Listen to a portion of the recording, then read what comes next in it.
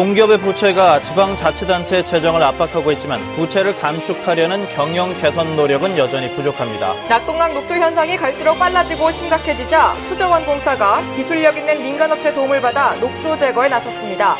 신도청 일대는 전선을 지하로 묻는 지중화 구간이지만 뽑아야 할 폐전신주들을 그대로 매립해 불법 매립 의혹을 받고 있습니다. 경주 대종천에 쌓인 토속 준설을 위해 200억 원 규모의 사업이 시행되는데 경주시가 예산 절감 기회를 놓쳤다는 지적이 일고 있습니다. 여러분 안녕하십니까? 7월 23일 수요일 아침 대구 MBC 뉴스투데이입니다.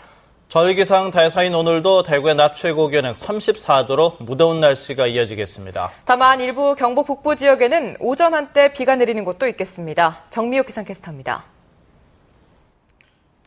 대서에는 염소뿔도 녹는다라는 말이 있는데요. 절기에 걸맞게 오늘도 무더운 날씨가 이어지겠습니다. 어제보다 기온이 조금 내려가는 곳도 있긴 하겠지만 여전히 대구와 경북 13개 시군에는 폭염주의보가 내려져 있습니다. 대구의 낮 최고 기온은 34도, 안동은 30도로 무더위가 이어지겠습니다. 다만 봉화와 영양 등 일시적으로 장마 전선의 영향을 받는 북부 일부 지역에는 오전 한때 비가 내리는 곳이 있겠는데요. 이 지역 지나시는 분들은 작은 우산 하나 챙기시는 게 좋겠습니다.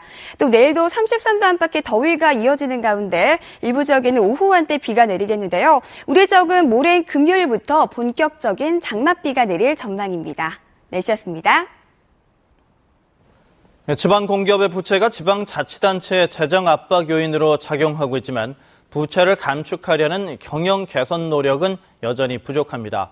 대구 경북 지역 역시 예외가 아닙니다. 이상원 기자가 보도합니다. 지난해 경상북도 산하 공기업의 부채 현황입니다. 총 부채가 약 1조 7,100억 원으로 한 해 전보다 2,784억 원, 무려 20% 가까이 늘어난 것으로 나타났습니다. 경북지역개발기금은 지난해 152억 원의 당기 순이익을 냈지만 부채는 오히려 800억 원이 늘어나 부채 규모 1조 원을 훌쩍 넘겼습니다. 경북관광공사도 당기 순이익 14억 원을 냈지만 부채는 1년 전보다 1,600억 원 이상 늘어났습니다. 한편 대구시 산하 7개 공기업은 한 해 전보다 부채가 13% 정도 줄어 경영 정상화 노력에 긍정적인 평가를 받고 있습니다. 하지만 대구도 공기업 총 부채 규모가 1조 3천억 원 수준으로 재정 건전성 확보를 위해서는 여전히 갈 길이 먼 실정입니다. 이제 좀 비싼 걸 조금 저리로 돌리고 한 대로 경상경비 절감하고 운영 이동 좀 최소화시키고 해서 계속 표현가 내가 조금씩 줄여나온 게 이렇게 좀 줄은 겁니다. 기적으로 생각하는 건 사실상 조금 우려가 다른데 지방에서는. 지방 공기업의 부채는 지방 정부의 재정 건전성을 압박하고 위협하는 주요 원인입니다. 무리한 사업 추진을 자제하고 불필요한 지출을 줄이며 허리띠를 더 졸라매는 등 부채 규모를 획기적으로 줄이기 위한 자구 노력이 강화돼야 할 것으로 보입니다. MBC 뉴스 이상원입니다. 대구 소방본부가 최근 지역에서 폭염특보가 잇따라 발효됨에 따라 119 폭염 구급대를 운영합니다.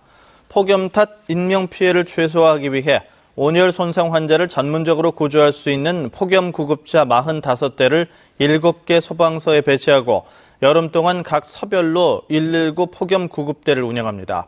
폭염 구급차는 기존 구급차에 얼음조끼와 생리식염수 등 폭염 대비 구급 장비를 갖춰 열탈진, 열경련, 열사병 등 여름철 환자를 전문적으로 구조할 수 있습니다. 경상북도가 가뭄 우려 지역에 용수원 개발비 40억 원을 긴급 지원합니다. 이번에 지원된 예산은 가뭄 우려 지역에 관정 소형 양수장 설치, 하천수 급수, 기존 관정 정비, 급수차 용수 공급 등에 쓰일 예정입니다. 경상북도의 올해 강수량은 평균 339mm로 평년 521mm의 65% 수준으로 경북 북부 지역 등의 가뭄이 우려됩니다. 7월 하순 현재 도내 농업용 저수지의 저수율도 평균 53%로 평년 78%보다 25%가 낮아 농업용수 부족 지역이 발생하고 있습니다. 낙동강 녹조 현상 발생 시기가 갈수록 빨라지는 데다 농도까지 짙어지자 수자원공사가 결국 민간업체의 기술까지 동원해 녹조 제거에 나서기로 했습니다. 윤영균 기자가 취재했습니다. 식물과 광물에서 추출한 성분으로 만든 약품을 강에 뿌리자 금세 녹조가 덩어리로 뭉쳐져 물 위로 떠오릅니다. 태양광을 이용한 동력기로 프로펠러를 돌리자 바닥에 있는 강물이 표면으로 올라오면서 녹조를 분산시킵니다. 물을 전기분해해서 녹조를 모은 뒤 전기 펄스를 이용해 제거합니다. 수자원공사와 환경청 등 관련 기관들이 모인 가운데 민간업체들이 시연한 녹조 제거 기술들입니다. 녹조가 갈수록 빨리 농도도 짙게 나타나자 수자원공사가 결국 민간업체의 기술을 도입하기로 한 겁니다. 수자원공사는 민간 녹조 제거 업체의 기술 가운데 하나를 채택해 빠르면 내년부터 실전에 투입할 예정입니다. 처리 단가, 그다음에 처리 효율, 가장 어느 기술이 크로로필 A나 남조류 저감에 효과적인지를 분석을 통해서. 하지만 환경단체들은 4대강 보호 담수 이후부터 녹조 현상이 나타나기 시작한 만큼 근본 대책이 될 수 없다고 지적합니다. 보가 만들어주는 게 그게 원인인데 그 원인 제거는 안 하고 그 때문에 일어나는 병을 자꾸 이상하게 엉뚱한 처방을 하려고 드는지 정말 알 수가 없습니다. 환경단체들은 보수문 개방에서 보 제거까지 다양한 주장을 펼치고 있지만 결국 낙동강 물을 흐르게 하는 것만이 유일한 해결책이라는 것에는 같은 입장입니다. MBC 뉴스 윤영균입니다.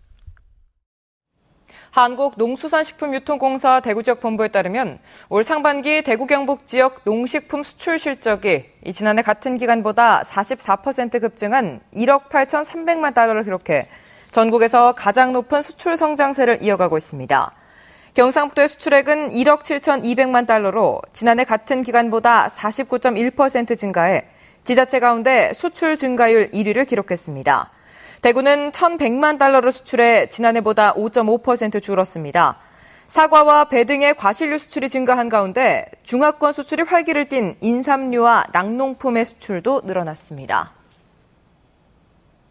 지역발전위원회와 농림축산식품부가 공동으로 실시한 2014년도 지역행복 생활권 선도사업 공모에서 경상북도가 6개 사업이 선정돼 총 사업비 149억 원 가운데 국비 134억 원을 확보했습니다. 선정된 사업은 스포츠를 통한 농촌 경제 활성화와 동해안권 친환경 통합관광 활성화, 산골 철도 역사 문화관광 차원화 등입니다. 경상북도는 다음 달 지역행복생활권 단독사업과 연계할 협력사업 최종사업 선정에도 힘을 기울일 계획입니다. 신도청 일대는 쾌적한 환경 조성을 위해서 전신주를 지하로 묻는 지중화 구간인데요.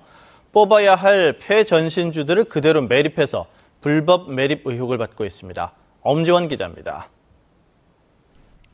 신청사 남쪽의 한 공사 현장. 5, 6m 성토한 흙 위로 삐죽이, 콘크리트 기둥 3개가 튀어나와 있습니다. 뭘까?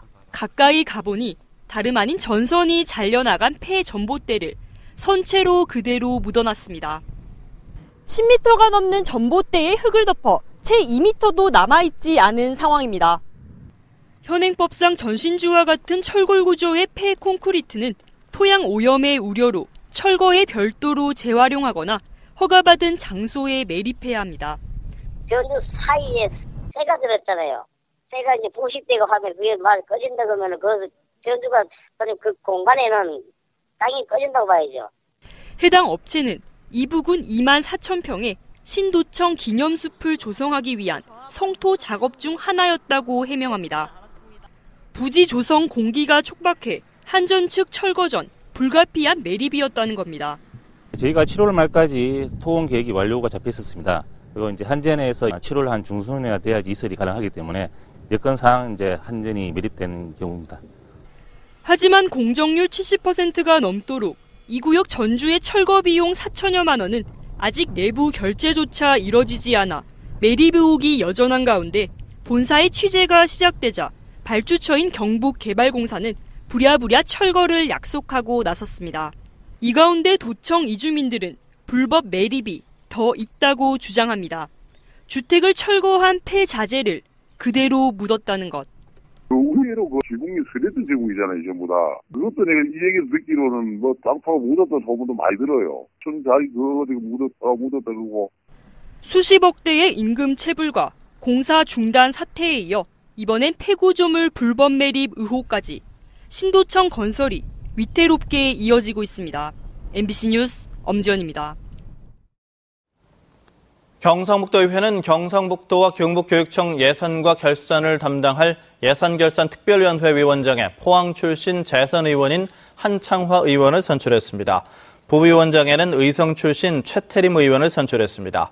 제10대 경상북도의회 예산결산특별위원회는 위원장, 부위원장을 포함해 15명의 의원으로 구성됐으며 내년 6월 30일까지 특위 활동을 하게 됩니다.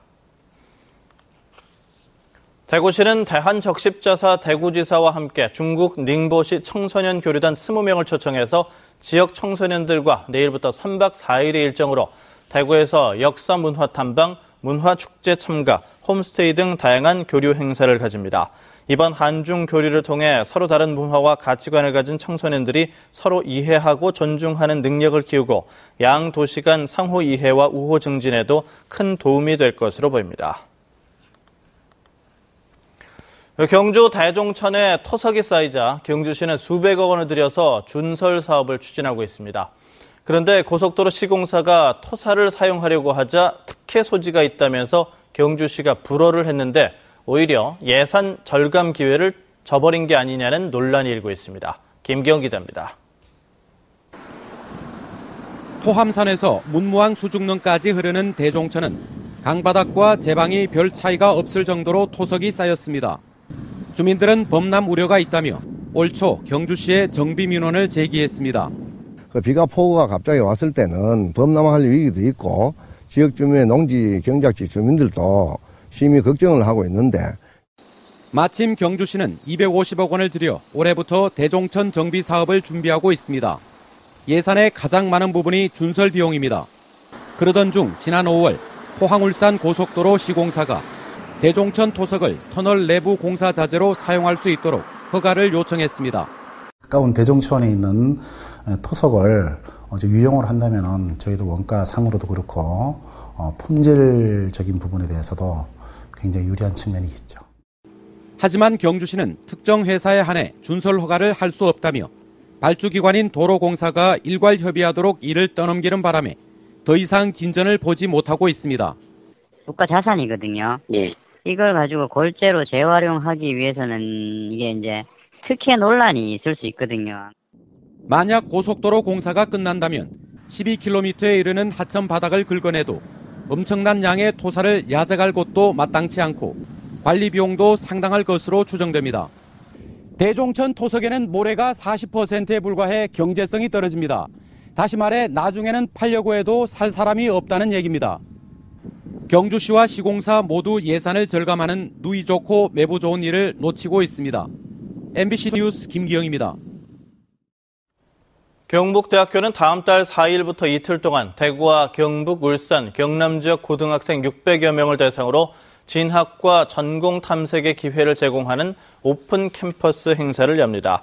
이번 행사는 고등학생들이 여름방학을 맞아 희망하는 대학의 학과를 직접 체험하고 입학 전형 등을 미리 알아볼 수 있도록 하기 위해 마련됐고 경북대 10개 학과가 참여해서 전공별 특강과 실습, 재학생과의 만남 등의 프로그램을 운영합니다. 참여를 원하는 학교나 학생들은 내일까지 경북대 입학 홈페이지를 통해 신청하면 됩니다. 대구보건대학교 물리치료과 학생들이 최근 경기도 일산 킨텍스에서 열린 2014 전문대학 엑스포 우수 아이디어 및 창업 아이템 공모전에서 대상을 받았습니다. 대구보건대 물리치료과 권순옥, 지성호 학생은 손으로 치료하는 도수 전문 물리치료용 의자를 창업 아이템으로 발표해 본선에 오른 전국 5개 팀 가운데 가장 높은 점수를 받아 대상을 받았습니다.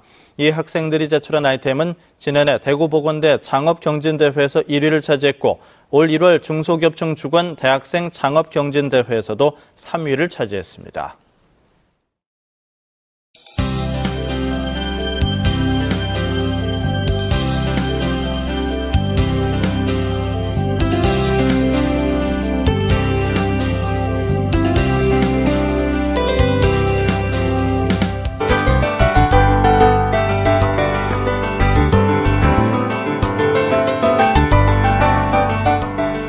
대서에는 염소뿔도 녹는다라는 말이 있는데요. 절기에 걸맞게 오늘도 더운 날씨가 이어지겠습니다. 어제보다 기온이 조금 내려가는 곳이 있긴 하겠지만 여전히 대구와 경북 13개 시군에는 폭염주의보가 내려져 있는데요.